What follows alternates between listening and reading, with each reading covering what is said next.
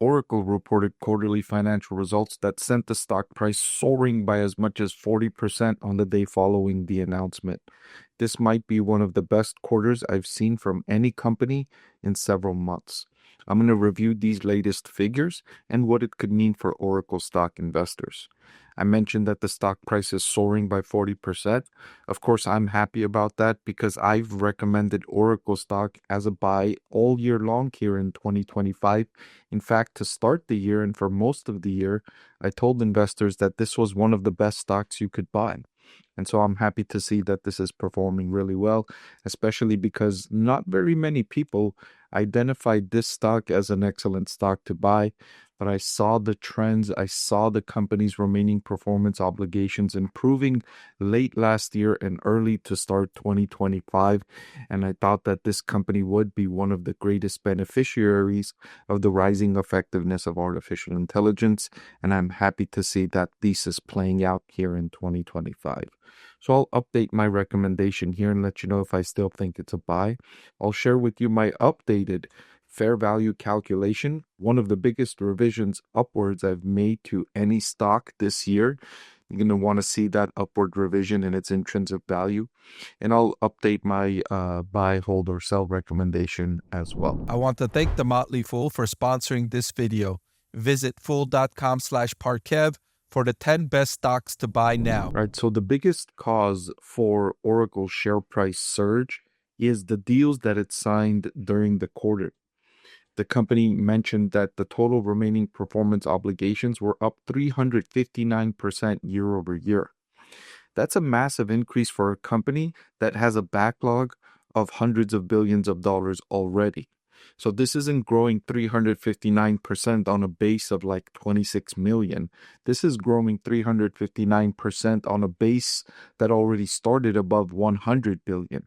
So it was a massive increase. The company signed several huge deals that facilitated this big increase in remaining performance obligations, which reached $455 billion. Now remember, remaining performance obligations eventually turn into revenue. These are contracts that the company signs, for instance, a 5-year deal worth $50 billion. That goes into remaining performance obligations and then eventually turns into revenue as the company performs the obligations that were agreed upon in the deal. Total revenue was up 12% in the quarter. Now, I often say what investors like to see is a company that's growing their remaining performance obligations at a rate that's faster than their revenue growth rate, which indicates that the revenue growth could be accelerating in future quarters and future years. And that's what I noticed happening with Oracle 6, 9, 12, 15 months ago. And that's why coming into 2025, I rated this company as one of the best stocks to buy because I saw the early signs of organic demand for its products and services increasing, which led to this huge increase here in the current quarter. So the company said over the previous 12 months, operating cash flow came in at $21.5 billion, which is up 13%. And that's important because they need to invest a lot of that money to build the infrastructure that's going to generate these revenues. This is not an asset-light business model. This is a capital-intensive business model. So they need the cash flow to support the growth to serve these customer needs. The company said they signed 4 multi-billion-dollar contracts with 3 different customers in the first quarter. Wow, what a quarter. Imagine your business signs 4 multi-billion-dollar contracts with 3 different customers in just one quarter. That's why I mentioned that it might be one of the best quarters I've seen from any company in a long time. That resulted in the big RPO increase and the management team saying it was an astonishing quarter and demand for their infrastructure continues to build. Over the next few months, they expect to sign up several additional multi-billion-dollar customers and RPO is likely to exceed $500 billion. That wouldn't be that much of an increase from the already large figure of 455 billion. So exceeding $500 billion would only require the company's RPO to increase by 45 billion, which would be less than 10% at this point. The scale of their recent RPO growth enables them to make large upward revisions to their financial plan, which will be presented in detail next month.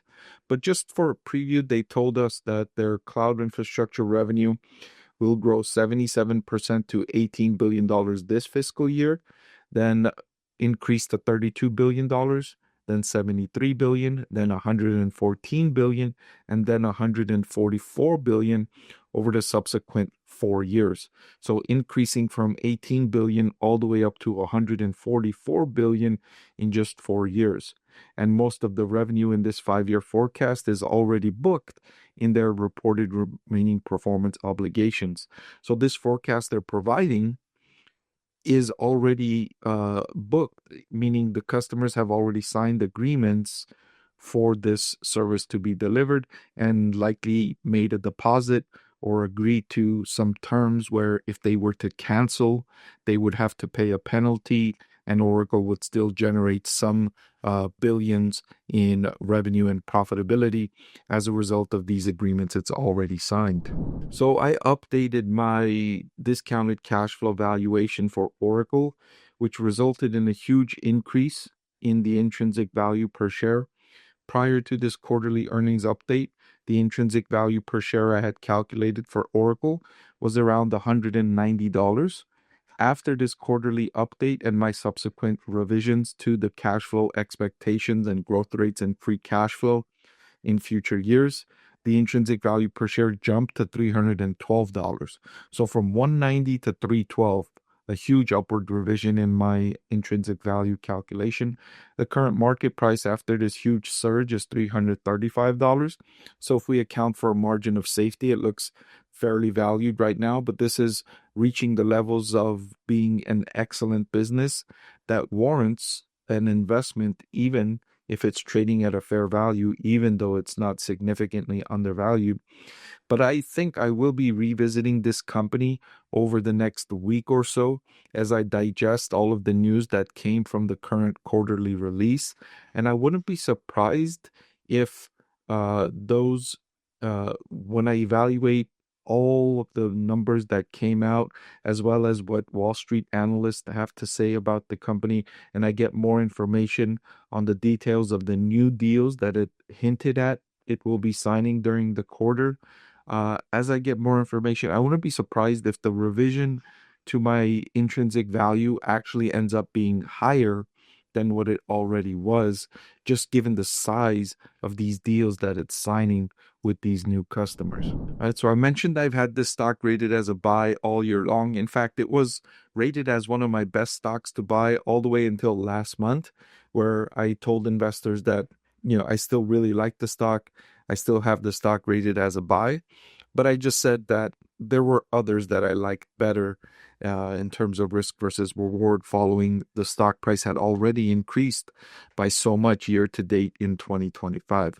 But today, following the earnings release, I will update my recommendation on Oracle and remind investors or reiterate that I think this is an excellent stock to buy at current market prices. Hey everyone, I'm excited to announce that my book, Make Money Buying and Selling Stocks, a 6-step framework for evaluating publicly traded companies, is finally available for sale. Unlock the power of intelligent investing with my 6-step investing framework. It's a proven system designed by a university professor and a chartered financial analyst. Frustrated by the lack of frameworks that met my needs and high standards, I developed this comprehensive guide to help investors at all levels make confident and informed decisions. In this book, you learn how to assess opportunities, manage risk, and build a portfolio that works for you. No investor should dive into the market without a solid strategy, and this step-by-step framework provides you the roadmap you need. Whether you're just starting out or looking to refine your approach, this guide will empower you to take control of your financial future. I've added the link in the description below.